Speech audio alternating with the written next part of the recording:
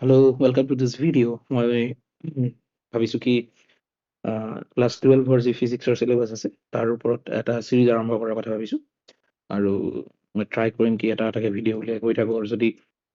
ভিডিঅ'বিলাকে ভাল ৰেছপন্স পায় দেন মই কণ্টিনিউ কৰিম বুলি ভাবিছো এইটো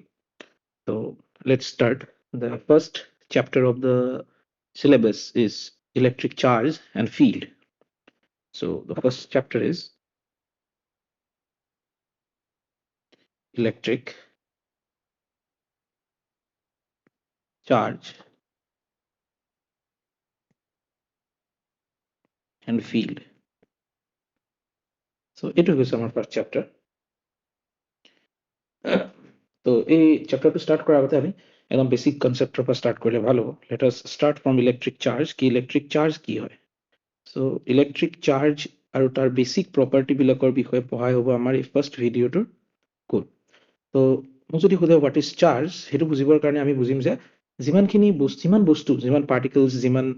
মেটাৰ আমাৰ চাৰিওফালে আছে সবৰে কিছুমান ফিজিকেল প্ৰপাৰ্টিজ থাকে ফৰ এক্সাম্পল মোৰ হাতত যদি এটা ব্লক আছে এনিথিং লেটছ সে মোৰ এটা শিলৰ টুকুৰা আছে মোৰ হাতত ইয়াৰ কিছুমান প্ৰপাৰ্টি থাকিব যেনেকৈ ইয়াৰ ভলিউম থাকিব ইয়াৰ মাছ থাকিব ইয়াৰ এনেকুৱা ধৰণৰ কিছুমান ডেনচিটি থাকিব ইয়াৰ এইবিলাক হৈছে ইয়াৰ ফিজিকেল প্ৰপাৰ্টি এনেকুৱা ফিজিকেল প্ৰপাৰ্টিৰ ভিতৰত এটা প্ৰপাৰ্টি হৈছে কি চাৰ্জ এনেকুৱা এটা প্ৰপাৰ্টি হৈছে কি চাৰ্জ তো এই শিলৰ টুকুৰাটো বা যিকোনো এটা মেটেৰিয়েলৰ গাত বহুতখিনি ফিজিকেল প্ৰপাৰ্টি থাকে যেনেকৈ ভলিউম যেনেকৈ মাছ যেনেকৈ ডেনচিটি আৰু তেনেকুৱা এটা প্ৰপাৰ্টি হৈ গ'ল চাৰ্জ তো যেনেকৈ ভলিউমে আমাক ক'ব কি যে সেই মেটেৰিয়েলটোৱে স্পেচত কিমান জেগা লৈ আছে মাছে আমাক ক'ব যে যদি মই এই বস্তুটোক এক্সেলাৰেট কৰিব ট্ৰাই কৰোঁ ইয়াৰ ওপৰত যদি এটা মই ফ'ৰ্চ লগাওঁ আৰু ইয়াক যদি মই এক্সেলাৰেট কৰিব ট্ৰাই কৰোঁ কিমান ইজিলি এই বস্তুটো এক্সেলাৰেট হ'ব ইয়াৰ এক্সেলাৰেশ্যন আনাটো কিমান ইজি হয় বা কিমান টান হয় সেইটো ডিচাইড কৰিব মাছে যদি মাছ এটা বস্তু বেছি হয় তাক এক্সেলাৰেট কৰিবলৈ সিমানে দিগদাৰ হয় আৰু যদি এটা বস্তুৰ মাছ কম হয় তাক এক্সেলাৰেট কৰিবলৈ সিমানে ইজি হয় ঠিক তেনেকৈ ডেনচিটিয়ে ক'ব যে এভৰি পাৰ ইউনিট ভলিউমত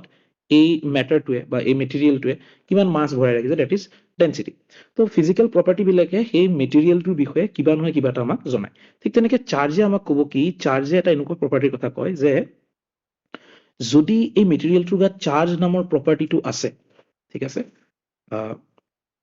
লেটছ সে কি এইটো এটা মেটেৰিয়েল ইয়াৰ গাত চাৰ্জ আছে আৰু ইয়াত আৰু এটা মেটেৰিয়েল আছে ইয়াৰ গাতো সেই সেম চাৰ্জ নামৰ প্ৰপাৰ্টিটো আছে তো এই প্ৰপাৰ্টি দুটা থাকিলে ইহঁত দুটাৰ মাজত এটা কি হ'ব পাৰে হয় এট্ৰেক্টিভ নহয় ৰিপালচিভ ফ'ৰ্চ এক্সিষ্ট কৰিব পাৰে তো চাৰ্জ নামৰ প্ৰপাৰ্টিটোৱে ডিচাইড কৰিব যে এই দুটা বস্তুৰ মাজত ফ'ৰ্চ কিমান হ'ব কিমান ষ্ট্ৰং বা কিমান উইক ফ'ৰ্চ লাগিব এট্ৰেক্টিভ হ'ব পাৰে বা ৰিপালচিভ হ'ব পাৰে ই ডিচাইড কৰিব সেইটো ডিচাইড কৰিব চাৰ্জে ইয়াৰ এটা এক্সাম্পল আমি সৰুতে বহুতে এইটো এক্সাম্পল কৰি আহিছোঁ যে এখন যদি আমি কম লওঁ বা কণী বুলি কওঁ আমি কম আৰু ড্ৰাই পেপাৰ ইহঁত দুটাৰ মাজত কি হয় কমটোক আমি যেতিয়া চুলিত ঘঁহো আৰু ড্ৰাই পেপাৰ ওচৰলৈ লৈ আহিলে ইহঁত দুটাৰ মাজত এট্ৰেকশ্যন হয় এই এট্ৰেক্টিভ ফ'ৰ্চটোক আমি নৰ্মেলি এক্সপ্লেইন কৰিব নোৱাৰো আনলেছ এণ্ড আনটিল আমি কম আৰু ড্ৰাই পেপাৰৰ গাত এটা স্পেচিয়েল টাইপৰ প্ৰপাৰ্টি আছে বুলি নধৰো ডেট ইজ কল্ড চাৰ্জ তো আমি ক'ম কি যে কম মানে আমাৰ ফণীখনৰ গাতো চাৰ্জ নামৰ এটা প্ৰপাৰ্টি আছে আৰু আমাৰ ড্ৰাই পেপাৰৰ গাতো চাৰ্জ নামৰ এটা প্ৰপাৰ্টি আছে আৰু এই চাৰ্জে চাৰ্জৰ ওপৰত কি লগাব পাৰে এটা ফ'ৰ্চ লগাব পাৰে আৰু চাৰ্জে চাৰ্জৰ ওপৰত যিটো ফ'ৰ্চ লগায় তাকে আমি কওঁ কি electrostatic force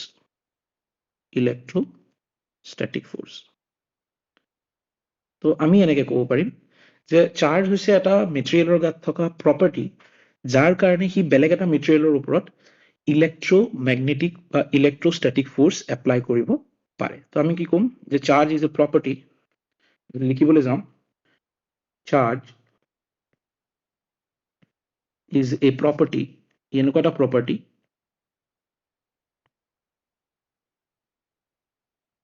by virtue of which যেটো থাকিলে of which a material বা a body can apply electromagnetic force বা electrostatic force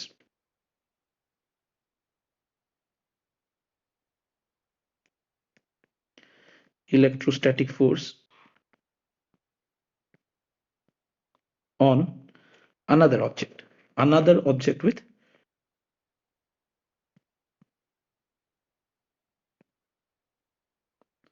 ঠিক আছে যে এই দুইটা অবজেক্টৰ গাত এই বডিটোৰ গাতো যদি চাৰ্জ থাকে আৰু আনাদাৰ অবজেক্টৰ গাতো যদি চাৰ্জ থাকে এই দুইটাৰে গাত যেতিয়া চাৰ্জ থাকিব তেতিয়া ইহঁত দুটাৰ মাজত এটা ফোৰ্স এক্সিষ্ট কৰিব পাৰে আৰু চাৰ্জে ডিসাইড কৰিব সেই ফোৰ্সটো কিমান হয় বা কেনেকুৱা হয় এতিয়া এই চাৰ্জৰ কাৰণে ৰেসপন্সিবল যেটো ফোৰ্স হয় সেই দুটা ধৰণৰ হ'ব পাৰে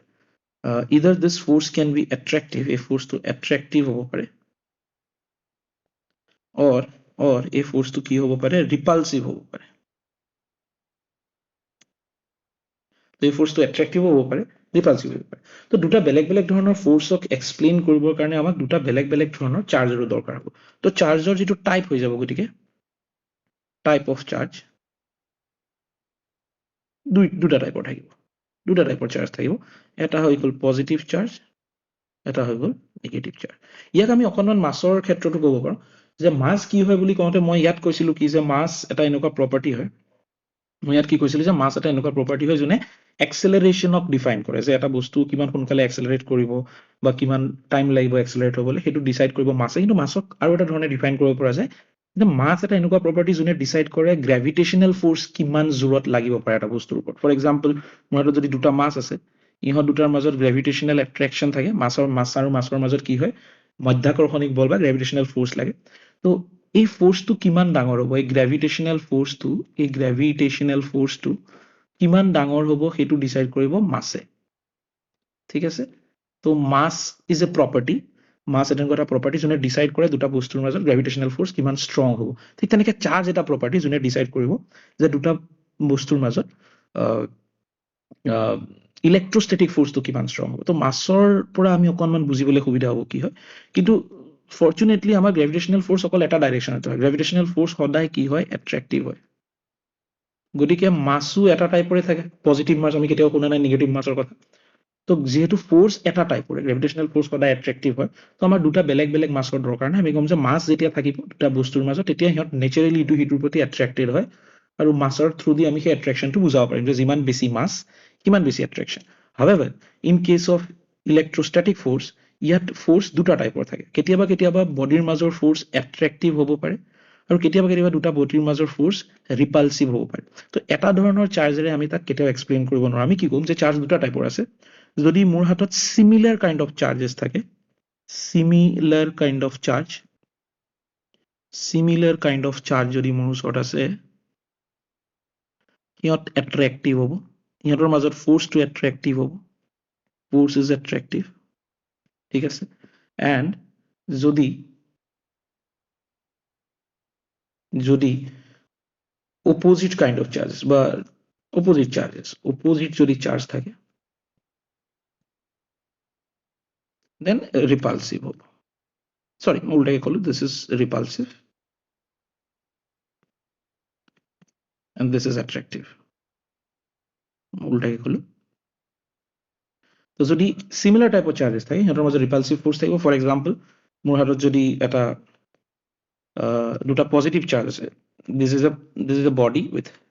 পজিটিভ চাৰ্জ আৰু ইয়াৰ এটা বডি আছে ইয়াৰ গাত পজিটিভ চাৰ্জ আছে তো ইহঁতে নেচাৰেলি ইটো হিটো কি কৰিব ৰিপেল কৰিব ইয়াক দূৰলৈ পঠিয়াব ইয়াক দূৰলৈ পঠিয়াব যদি মোৰ হাতত এটা বডি আছে যাৰ নেগেটিভ চাৰ্জ আছে ইয়াৰ এটা বডি আছে নেগেটিভ চাৰ্জ আছে ইউ নেচাৰেলি ইটো হিটো কি কৰিব ৰিপেল কৰিব আৰু এটা নেগেটিভ আৰু পজিটিভ চাৰ্জ যদি মোৰ হাতত থাকে ইহঁতে নেচাৰেলি ইটো হিটো কি কৰিব এট্ৰেক্ট কৰিব তো দুটা বেলেগ বেলেগ টাইপৰ force one is repulsive and one is attractive ইহঁতক এক্সপ্লেইন কৰিবৰ কাৰণে মোক দুটা টাইপৰ চাৰ্জ লাগিব one is positive charge and one is negative charge তো চাৰ্জৰ একদম ফাৰ্স্ট আমি যেটো শিকিম property one of the property of charge আমি যদি আহো চাৰ্জৰ property of charge তো ফাৰ্স্ট প্ৰপাৰ্টি আমি কি ক'ব পাৰিম যে two types হয় two types of charge থাকে আৰু এই টাইপস বিলাকে কেনেকৈ ইন্টাৰেক্ট কৰে that can be one property too that is positive attract কৰিব this is one of the property sorry again I am doing it wrong repel কৰিব and opposite charge কি হ'ব attract কৰিব তো আমি ক'ব পাৰো যে similar kind of charges repel each other and opposite kind of charges attract each other তো তো আমি এইটো ক'ব পাৰো this is my second property and there are more properties of charges. One of the properties is charge can be added. Charge can be added like numbers.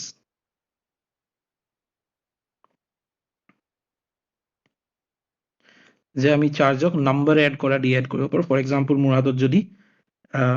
2 units of charge আছে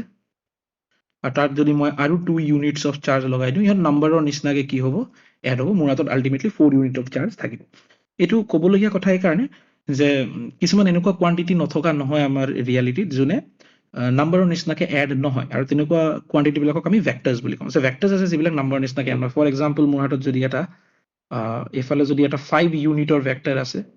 আৰু এইফালে যদি এটা মোৰ 5 ইউনিটৰ ভেক্টৰ আছে ইহঁত দুটাক এড কৰিলে মই সদায় 10 ইউনিটৰ ভেক্টৰ এটা নাপাম ইয়াক যদি মই এড কৰো মই ইফালে এটা মই ৰিজাল্টেন্ট ভেক্টৰ পাম যাৰ ম্যাগনিটিউড 10 নহয় অবভিয়াসলি ইয়াৰ ডিসাইড কৰা হ'ব a square plus b square plus 2ab cos θ ৰে আমি ইয়াৰ ভ্যালুটো ইয়াক ক্যালকুলেট কৰি উলিয়াম যেটো মাস 10 নহয় নাম্বাৰ হোৱা হলে মই 5 আৰু 5 এড কৰিলে 10 পাব লাগিছিল ভেক্টৰ হোৱাৰ কাৰণে মই 10 নাপাম তো যেতিয়া কোৱা হয় কি charge can be added like numbers basically কোৱা হৈছে কি চাৰ্জ এটা স্কেলাৰ কোৱান্টিটি বেসিক মিনিং হেতু